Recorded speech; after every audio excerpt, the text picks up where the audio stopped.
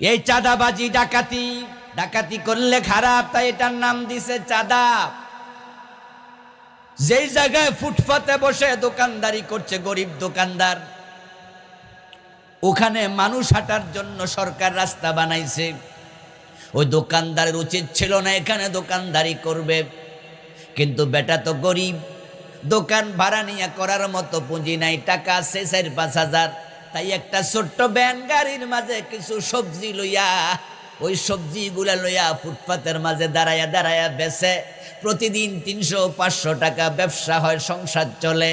আর তুমি এলাকার নেতা, তুমি তার থেকেও 50 টাকা সাদা খাও।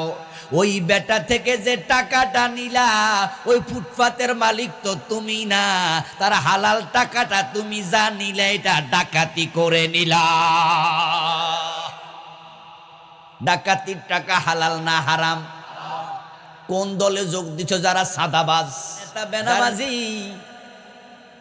ওই নেতার কর্মীরা নামাজি হয় কম। কারণ বাংলাদেশে এমন দল আছে যারা আসরের টাইমে আজানের সময়ও বক্তৃতা দেয়, যদি ফাঁকাও দেয় 30 সেকেন্ড 1 মিনিট চুপ থাকে, তারপর আবার বক্তৃতা চলতে থাকে। তাদের দলের নেতারাও নামাজে যায় না, কর্মীরাও নামাজে যায় না। মিটিংয়ে যায় দেখবেন আসরও কাজা, মাগরিবও কাজা। যদি নামাজে যায়, মানুষ আছে 5,000 নামাজ পড়ছে 300-500, বাকি 4,500 মাগরিব আসর পড়ে নাই। ও 500 নামাজি, তুমি কেমনে তাদের দলে যাও? ওই দলে তোমার মতো নামাজি যোগ দেয়া জায়েজ হবে না।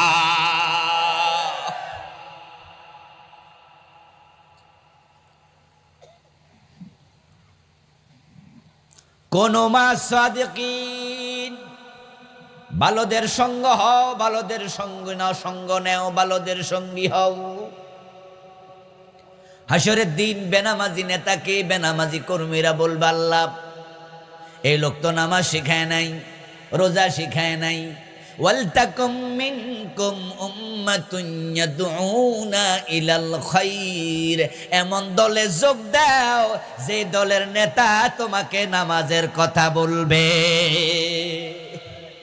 কোরআন শিখতে বলবে, হাদিস পড়তে বলবে, ইসলামী সাহিত্য বলতে বলবে, মাতা পিতার খেদমত করতে বলবে, দাড়ি রাখতে বলবে, টাকনোর উপরে কাপড় পরতে বলবে, সিনেমা না চাইতে বলবে, ঘোষের বিরুদ্ধে বলবে। ইয়াদউনা ইলাল খায়র, তাদের সাথে চলো যারা তোমাকে শুদ্ধ জান্নাতের পথে নেয়ার চেষ্টা করবে। এই কথাগুলো কে বলতেছে? এমন দলে যাও, এমন দল থাকা উচিত। ওয়ালতাকুম মিনকুম উম্মাহ, তোমাদের মাঝে এমন একটি জাতি, এমন একটি দল থাকবে, ইয়াদউনা ইলাল খায়র, যারা মানুষকে আহ্বান করবে কল্যাণের দিকে, ভালোর দিকে। কিন্তু আপনার নেতা আপনারে কোনোদিন নামাজের কথা বলে নাই। আপনি মিটিংয়ে গেছেন, তাদের দলে যোগ দিয়া মিটিংয়ে গেছেন, দিনের 2টা বাজে মিটিং শুরু, একবারে বক্তৃতা একজনের পর একজন দিচ্ছে দিচ্ছে দিচ্ছে দিচ্ছে, দিতে দিতে মাগরিবের আজান পর্যন্ত হলো। 3 ঘন্টা লম্বা মিটিং।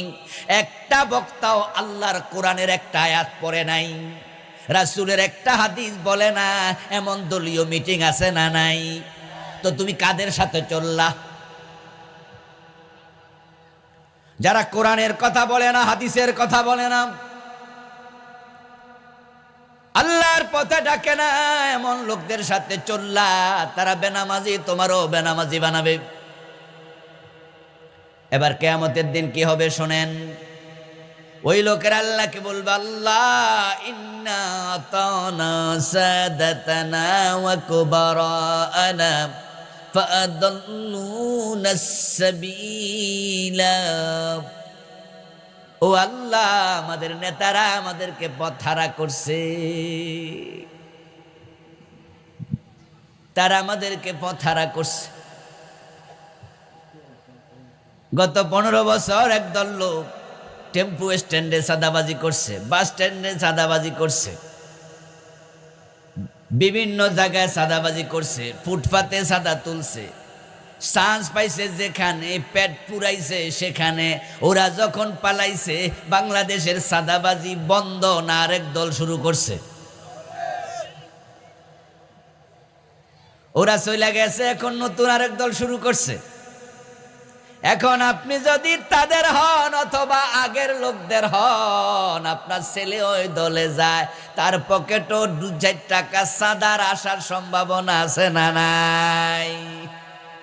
হাসরের দিন বলবেন না তো না সাদাতানা ওয়া কুবারানা, আল্লাহ এই নেতাই তো আমাদেরকে পথহারা করছে, ফাদাল্লুনাস সাবিলা। এই বেটা শিখাইছে সাদাবাজি, এই বেটা শিখাইছে টেন্ডারবাজি, এই বেটা শিখাইছে জুলুম। রব্বানা আতিহিম দিফাইন মিনাল আযাব, আল্লাহ তুমি আজকে তাকে দ্বিগুণ শাস্তি দাও। কয় গুণ? কথা বলেন, কয় গুণ? 2 গুণ। কাটটা হেডটা তো দিবাই, আমারটা হেরে দিয়া দাও। আমি ইন্টারমিডিয়েটে পড়তাম, আমি অনার্স ফার্স্ট ইয়ারে পড়তাম। এর আগে আমি কোনো দল টল চিনতাম না। ইউনিভার্সিটিতে ভর্তি হইয়া আমি তাদের দাওয়াতে দলে যোগ দিছি, দেওয়ার পরে হেরা সাদাবাজি শিখাইছে। ঢাকা ইউনিভার্সিটির চারপাশে যে মার্কেটগুলো আছে ওইগুলো তো সাদাবাজি আছে না নাই? নীলক্ষেতে খোঁজ নিয়ে দেখেন, প্রত্যেক দোকানদার চাঁদা দিতে হয়। আগে দিছে এক দলকে, এখন দেয় আরেক দলকে। কয়দিন আগে শাহবাগের মোড়ে যাইয়া কইছে দাদা দিবি না, দোকান বন্ধ করে এলাম। পত্রিকায় নিউজ করছে। এই যে ইউনিভার্সিটি অনার্সে ভর্তি হলো, এর আগে ছেলে ইন্টারমিডিয়েট পর্যন্ত দলই বুঝতো না। চাঁদা তো দূরের কথা, পোলাপান মানুষ মোসে ওঠে নাই ভালো কইরা। কিন্তু ঢাকা বিশ্ববিদ্যালয়ে ভর্তি হওয়ার পরে এখন দলের নেতারা ডাকছে, চল আমাদের দলে আয়। গেছে, এবার নীল খেতে চল, চাঁদা তুলছে। পরে এবার তারে 500 টাকা দিয়ে দিছে। সে 500 টাকা পাইয়া কি খুশি। এইভাবে যদি প্রতিদিন পাই মাসে 15,000, বাবার থেকে আর টাকা আনার কোনো দরকার হবে না। কয়দিন পরে বাবারে কয়, বাবা আমারে আর টাকা দিও না, মাসে মাসে লাগলে আমারে কইও, আমি দিম।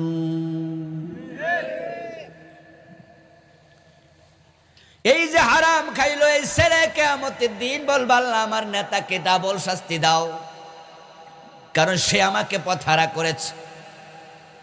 ওরটা ওরে দাও, আমারটাও দাও। আল্লাহ তখন জবাব দেবেন, মিয়া নেতার দোষ দিয়া পয়সা যাইবা, তোমার কি বিবেক ছিল না? ওই দলে গেছো কেন? লিকুল্লিন দিফ, কোরআনের আয়াত। আল্লাহ জবাবে বলবেন তারেও ডাবল, তোরেও দেব ডাবল, কারণ সে তোরে ডাকছে, সে নিজে অন্যায় করছে, তোরে দিয়েও করাইছে। আর তুইও গেছ, তুই মানুষের উপর জুলুম করছো, তোরেও ছাড় দেব না, ডাবল শাস্তি দুজনকে দিলাম, জাহান্নামে চলে যা। এখন জান্নাতে যেতে হলে, জাহান্নাম থেকে বাঁচতে হলে এ জাতীয় বাজে দল সারা দরকার আছে না নাই? দল করার জন্য আল্লাহ নিজে কইতাছে, ওয়ালতাকুম মিনকুম উম্মাহ, তোমাদের মাঝে একটা দল থাকতে হবে। আরে দলে দরকার কি? আপনারা তো এখানে আছেন যারা অনেকে দলই করেন না, নামাজ কালাম পড়েন, রোজা রাখেন, ভালো মানুষ, আপনি হজও করেন, আপনি মসজিদের ইমাম, আপনি দরবারের পীর। এমন এক দরবারের অসংখ্য পীর বাংলাদেশে আছে যারা বলে যে আমরা কোনো দলাদলিতে নাই, কোনো দল আমি করি না। অনেক মাওলানা সাহেব আছে বলে আমি কোনো দল করি না। অথচ আল্লাহ বলে ওয়ালতাকুম মিনকুম উম্মাহ, তোমার দল থাকা উচিত। এটা আমরে গায়েব, আমরে হাজির, তোমাদের মাঝে থাকা উচিত। আল্লাহ বলছে হ্যাঁ এটা হওয়া উচিত তোমাদের। লামে আমর, অর্ডার করছে আমি, এমনটা হওয়াই উচিত। প্রশ্ন হবে কারণটা কি? একা একা অসুবিধা কি?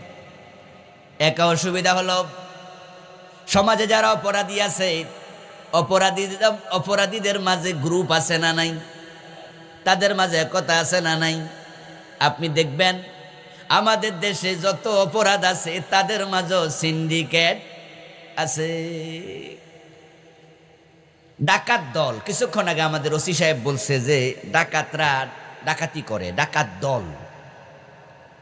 আপনাদের এলাকায় যদি ডাকাতি হয় কারো বাড়িতে, একজন ডাকাত একা একা কোনো বাড়িতে ঢুকছে জীবনে? আরে হ্যাঁ না কিছু কইবেন তো ভাইয়েরা। একজন ডাকাত জীবনে ঢুকছে, যে রাস্তা যে ডাকাতি হয় গাড়ি বা ডাকাতি করে না, যে একজন জীবনে ডাকাতি করছে? আচ্ছা যদি অন্যায়কারীরা দলীয় হয় আর আপনি ভালো মানুষ একা হন, তাহলে তাদের প্রতিরোধ করতে পারবেন? অসম্ভব, অসম্ভব। এজন্য আরবি পরিভাষা হলো, প্রবাদ হলো আল ইত্তেহাদু কুওয়া, একতাই বল, বাংলায় বলে ঐক্যের মাঝে আছে শক্তি। নবীজি মুহাম্মদ সাল্লাল্লাহু আলাইহি সাল্লাম দ্বীনের দাওয়াত যখন দিলেন মক্কায়, মক্কার কাফেররা সম্মিলিত প্রতিরোধ গড়ে তুলল। প্রিয় নবীজি এক পর্যায়ে তিনি হিজরত করতে বাধ্য হলেন। হিজরত করে যখন মদিনায় চলে গেলেন, মদিনায় যাওয়ার পরে প্রিয় নবী অর্ডার করলেন, ও মুসলমানেরা, দুনিয়ার যেখানে কালেমা পড়ো তার জন্য হিজরত করা ফরজ। হিজরতটা কোথায় করতে হবে? মদিনায়। ইথিওপিয়া থেকে, সিরিয়া থেকে, ইয়ামান থেকে, গিফার গোত্র থেকে তৎকালীন যুগে আরবের যেখানে ইসলাম গ্রহণ করছে সেখান থেকে মদিনা হিজরত শুরু করলো। যেদিন মক্কা বিজয় হলো, প্রিয় নবীজি মক্কা বিজয়ের পরে আবার নতুন ঘোষণা দিলেন, বললেন লা হিজরাতা বাদাল ফাতহি। মক্কা বিজয় হয়ে গেছে, এখন থেকে হিজরত করার ফরজ নয়, এখন আর হিজরত লাগবে না। এর আগে কেন লাগতো, এখন কেন নয়? উত্তর হলো, যেহেতু মক্কা বিজয় হয়ে গেছে, তাহলে মক্কায় যে দুশমনরা সম্মিলিতভাবে ইসলামের ক্ষতি করছিল, রাসূলকে মক্কায় বাধা দিছে, হিজরতের পরে তারাই বদরে গেছে, তারাই উহুদে গেছে, তারাই খন্দকে গেছে, ঠিক না? একা একা গেছে না দলবদ্ধ?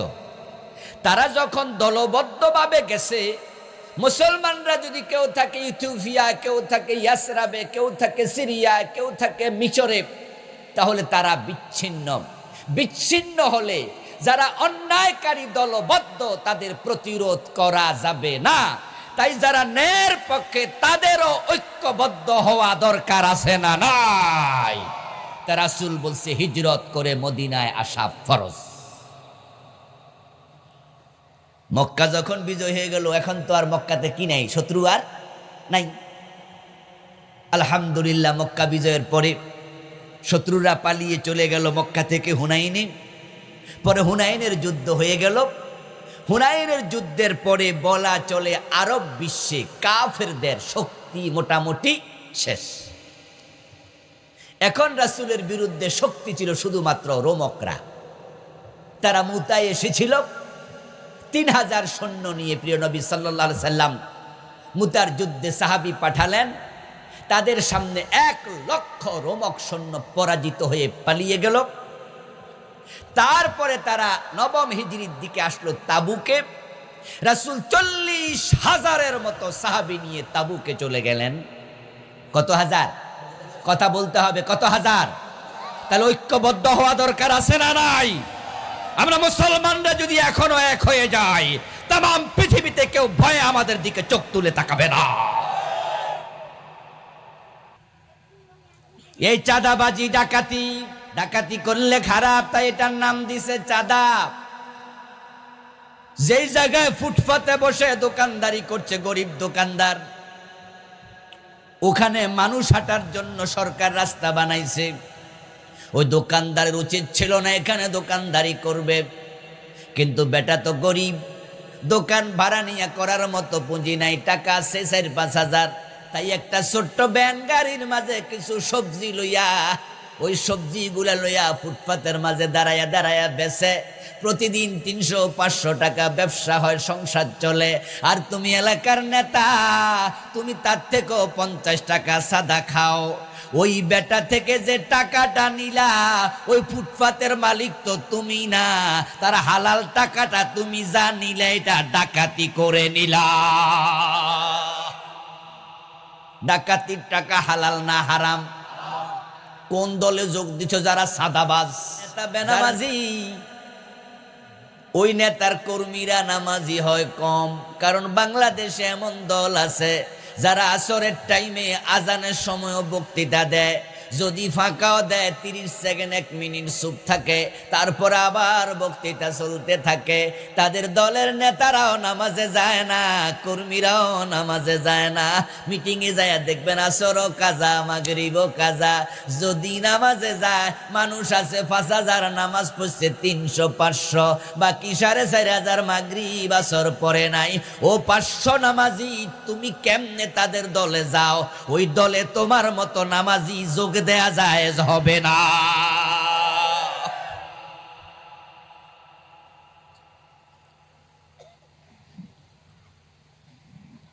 কোন মা সাদিকিন, ভালোদের সঙ্গ হও, ভালোদের সঙ্গ নাও, সঙ্গ নেও, ভালোদের সঙ্গী হও।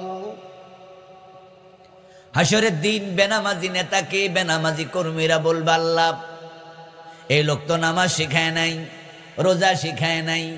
ওয়ালতাকুম মিনকুম উম্মাতুন ইয়াদউনা ইলাল খায়র, এমন দলে যোগ দাও যে দলের নেতা তোমাকে নামাজের কথা বলবে,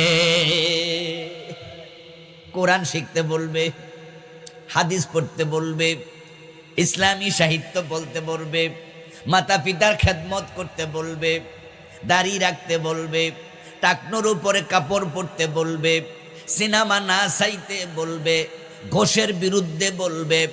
ইয়াদউনা ইলাল খায়র, তাদের সাথে চলো যারা তোমাকে শুদ্ধ জান্নাতের পথে নেয়ার চেষ্টা করবে।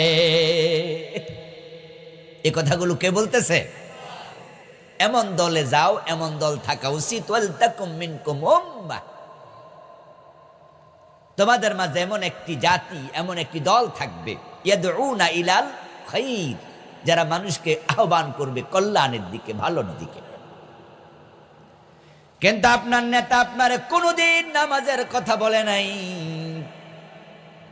আপনি মিটিংয়ে গেছেন, তাদের দলে যোগ দিয়ে মিটিংয়ে গেছেন, দিনের 2টা বাজে মিটিং শুরু, একবারে বক্তৃতা একজনের পর একজন দিচ্ছে দিচ্ছে দিচ্ছে দিচ্ছে, দিতে দিতে মাগরিবের আজান পর্যন্ত হলো। 3 ঘন্টা লম্বা মিটিং। একটা বক্তাও আল্লাহর কোরআনের একটা আয়াত পড়ে নাই, রাসূলের একটা হাদিস বলে না। এমন দলীয় মিটিং আছে না নাই? তো তুমি কাদের সাথে চললা? যারা কোরআনের কথা বলে না, হাদিসের কথা বলে না, আল্লাহর পথে ডাকে না, এমন লোকদের সাথে চললা, তারা বেনামাজি, তোমারও বেনামাজি বানাবে। এবার কিয়ামতের দিন কি হবে শোনেন। ওই লোকের আল্লাহকে বলবে, আল্লাহ ইন্না আতানা সাদাতানা ওয়া কুবারানা ফাআদাল্লুনা সাবিলা। ও আল্লাহ, আমাদের নেতারা আমাদেরকে পথহারা করছে, তারা আমাদেরকে পথহারা করছে। গত 15 বছর একদল লোক টেম্পু স্ট্যান্ডে চাঁদাবাজি করছে, বাস স্ট্যান্ডে চাঁদাবাজি করছে, বিভিন্ন জায়গায় চাঁদাবাজি করছে, ফুটপাতে চাঁদা তুলছে, চান্স পাইছে যেখানে, পেট পুরাইছে সেখানে। ওরা যখন পালাইছে, বাংলাদেশের চাঁদাবাজি বন্ধ না আরেক দল শুরু করছে। ওরা চলে গেছে, এখন নতুন আরেক দল শুরু করছে। এখন আপনি যদি তাদের হন অথবা আগের লোকদের হন, আপনার ছেলে ওই দলে যায়, তার পকেটও 2-4 টাকা চাঁদার আসার সম্ভাবনা আছে না নাই? হাসরের দিন বলবেন না তো না সাদাতানা ওয়া কুবারানা, আল্লাহ এই নেতাই তো আমাদেরকে পথহারা করছে, ফাদাল্লুনা সাবিলা। এই বেটা শিখাইছে সাদাবাজি, এই বেটা শিখাইছে টেন্ডারবাজি, এই বেটা শিখাইছে জুলুম। রব্বানা আতিহিম দিফাইন মিনাল আযাব, আল্লাহ তুমি আজকে তাকে দ্বিগুণ শাস্তি দাও। কয় গুণ? কথা বলেন, কয় গুণ?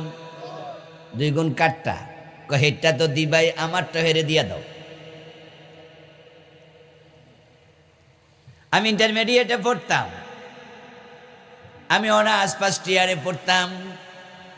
এর আগে আমি কোনো দল টল চিনতাম না। ইউনিভার্সিটিতে ভর্তি হইয়া আমি তাদের দাওয়াতে দলে যোগ দিছি, দেওয়ার পরে হেরা সাদাবাজি শিখাইছে।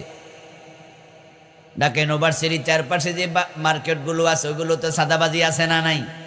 নীলক্ষেতে খোঁজ নিয়ে দেখেন, প্রত্যেক দোকানদার সাদা দিতে হয়। আগে দিছে এক দলকে, এখন দেয় আরেক দলকে।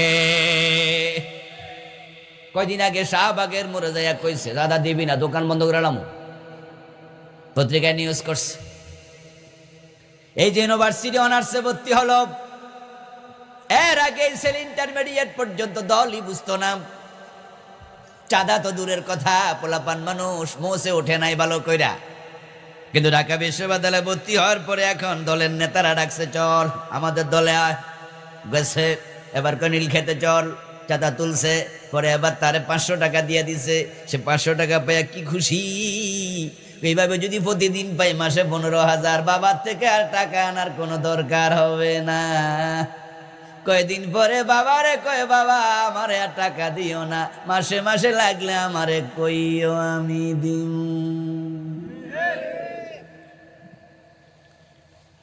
এই যে হারাম খাইলো এই ছেলে, কিয়ামতের দিন বলবে আল্লাহ আমার নেতাকে ডাবল শাস্তি দাও, কারণ সে আমাকে পথহারা করেছে। ওরটা ওরে দাও, আমারটাও দাও। আল্লাহ তখন জবাব দেবেন, মিয়া নেতার দোষ দিয়া পয়সা যাইবা, তোমার কি বিবেক ছিল না? ওই দলে গেছো কেন? লিকুল্লিন দিফ, কোরআনের আয়াত। আল্লাহ জবাবে বলবেন তারেও ডাবল, তোরেও দেব ডাবল। কারণ সে তোরে ডাকছে, সে নিজে অন্যায় করছে, তোরে দিয়েও করাইছে। আর তুইও গেছ, তুই মানুষের উপর জুলুম করছ, তোরেও ছাড় দেব না, ডাবল শাস্তি দুজনকে দিলাম। জাহান্নামে চলে যা। এখন জান্নাতে যেতে হলে, জাহান্নাম থেকে বেশ বাঁচতে হলে এ জাতীয় বাজে দল সারা দরকার আছে না নাই? দল করার জন্য আল্লাহ নিজে কইতাছে, ওয়ালতাকুম মিনকুম উম্মাহ, তোমাদের মাঝে একটা দল থাকতে হবে। আরে দলে দরকার কি? আপনারা তো এখানে আছেন যারা অনেকে দলই করেন না। নামাজ কালাম পড়েন, রোজা রাখেন, ভালো মানুষ আপনি, হজও করেন, আপনি মসজিদের ইমাম, আপনি দরবারের পীর। এমন এক দরবারের অসংখ্য পীর বাংলাদেশে আছে যারা বলে যে আমরা কোনো দলাদলিতে নাই, কোনো দল আমি করি না। অনেক মাওলানা সাহেব আছে বলে আমি কোনো দল করি না। অথচ আল্লাহ বলে ওয়ালতাকুম মিনকুম উম্মাহ, তোমার দল থাকা উচিত। এটা আমরে গায়েব, আমরে হাজির, তোমাদের মাঝে থাকা উচিত। আল্লাহ বলছে হ্যাঁ এটা হওয়া উচিত তোমাদের। লামে আমর, অর্ডার করছে আমি, এমনটা হওয়াই উচিত। প্রশ্ন হবে কারণটা কি? একা একা অসুবিধা কি?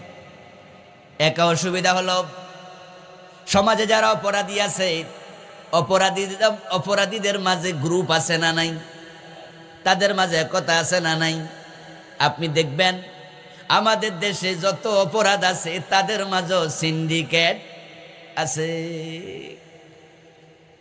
ডাকাত দল, কিছুক্ষণ আগে আমাদের ওসি সাহেব বলছে যে ডাকাতরা ডাকাতি করে, ডাকাত দল।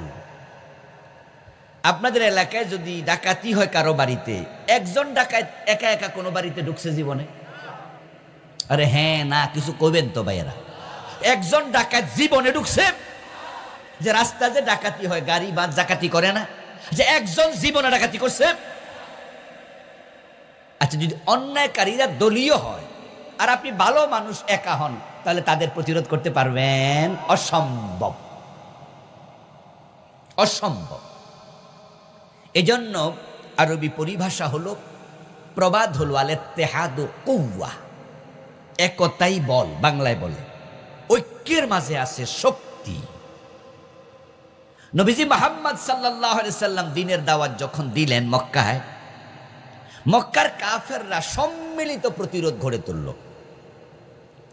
প্রিয় নবীজি এক পর্যায়ে তিনি হিজরত করতে বাধ্য হলেন। হিজরত করে যখন মদিনায় চলে গেলেন, মদিনায় যাওয়ার পরে প্রিয় নবী অর্ডার করলেন, ও মুসলমানেরা, দুনিয়ার যেখানে কালেমা পড়ো তার জন্য হিজরত করা ফরজ। হিজরতটা কোথায় করতে হবে? মদিনায়। ইথিওপিয়া থেকে, সিরিয়া থেকে, ইয়ামান থেকে, গিফার গোত্র থেকে তৎকালীন যুগে আরবের যেখানে ইসলাম গ্রহণ করছে সেখান থেকে মদিনা হিজরত শুরু করলো। যেদিন মক্কা বিজয় হলো, প্রিয় নবীজি মক্কা বিজয়ের পরে আবার নতুন ঘোষণা দিলেন, বললেন লা হিজরাতা বাদাল ফাতহি। মক্কা বিজয় হয়ে গেছে, এখন থেকে হিজরত করার ফরজ নয়, এখন আর হিজরত লাগবে না। এর আগে কেন লাগতো, এখন কেন নয়? উত্তর হলো, যেহেতু মক্কা বিজয় হয়ে গেছে, তাহলে মক্কায় যে দুশমনরা সম্মিলিতভাবে ইসলামের ক্ষতি করছিল, রাসূলকে মক্কায় বাধা দিছে, হিজরতের পরে তারাই বদরে গেছে, তারাই উহুদে গেছে, তারাই খন্দকে গেছে, ঠিক না? একা একা গেছে না দলবদ্ধ? তারা যখন দলবদ্ধভাবে গেছে, মুসলমানরা যদি কেউ থাকে ইথিওপিয়া, কেউ থাকে ইয়াসরাবে, কেউ থাকে সিরিয়া, কেউ থাকে মিশরে, তাহলে তারা বিচ্ছিন্ন হলে যারা অন্যায়কারী দলবদ্ধ তাদের প্রতিরোধ করা যাবে না। তাই যারা ন্যায়ের পক্ষে তাদেরও ঐক্যবদ্ধ হওয়া দরকার আছে না নাই? তা রাসূল বলছে হিজরত করে মদিনায় আসা ফরজ। মক্কা যখন বিজয় হয়ে গেল, এখন তো আর মক্কাতে কি নাই, শত্রু আর নাই। আলহামদুলিল্লাহ, মক্কা বিজয়ের পরে শত্রুরা পালিয়ে চলে গেল মক্কা থেকে হুনাইনে। পরে হুনাইনের যুদ্ধ হয়ে গেল। হুনাইনের যুদ্ধের পরে বলা চলে আরব বিশ্বে কাফেরদের শক্তি মোটামুটি শেষ। এখন রাসূলের বিরুদ্ধে শক্তি ছিল শুধুমাত্র রোমকরা। তারা মুতায় এসেছিল 3000 সৈন্য নিয়ে। প্রিয় নবী সাল্লাল্লাহু আলাইহি সাল্লাম মুতার যুদ্ধে সাহাবী পাঠালেন, তাদের সামনে 1 লক্ষ রোমক সৈন্য পরাজিত হয়ে পালিয়ে গেল। তারপরে তারা নবম হিজরির দিকে আসলো তাবুকে। রাসূল 40,000-এর মতো সাহাবী নিয়ে তাবুকে চলে গেলেন। কত হাজার? কথা বলতে হবে, কত হাজার? তাহলে ঐক্যবদ্ধ হওয়া দরকার আছে না নাই? আমরা মুসলমানরা যদি এখনো এক হয়ে যাই, তাম পৃথিবীতে কেউ ভয়ে আমাদের দিকে চোখ তুলে তাকাবে না।